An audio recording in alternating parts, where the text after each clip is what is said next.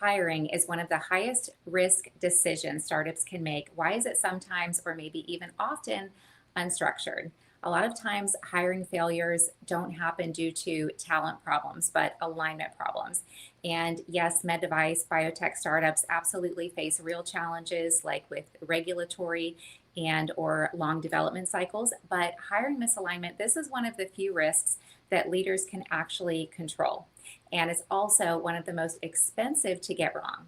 Many times I've seen $240,000 for the cost of one bad sales hire, one bad quota carrying hire. But there are also many sources out there that cite over $1 million to for just one bad hire alone. So how do these costs escalate when you're talking about sales rep hires?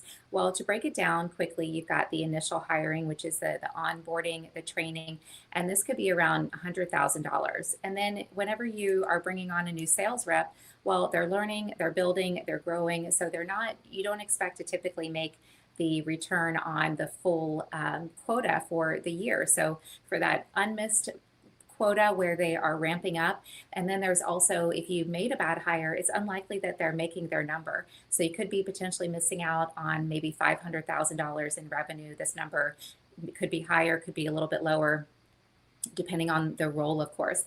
And then it typically takes about 6 months to realize, okay, we didn't get it right here. We made a bad hire. So then it takes typically another 6 months or at least longer to exit the wrong hire out of the organization. And during that time, you're still paying their salary, you're still paying their benefits.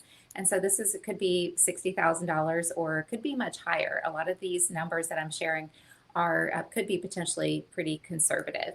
And then you want to think about when you have the wrong person on the team, the impact to the team and the team morale and the impact to customers. You could potentially have some account losses. So this is how you get that bigger number when you're talking about a bad hire for quota carrying reps.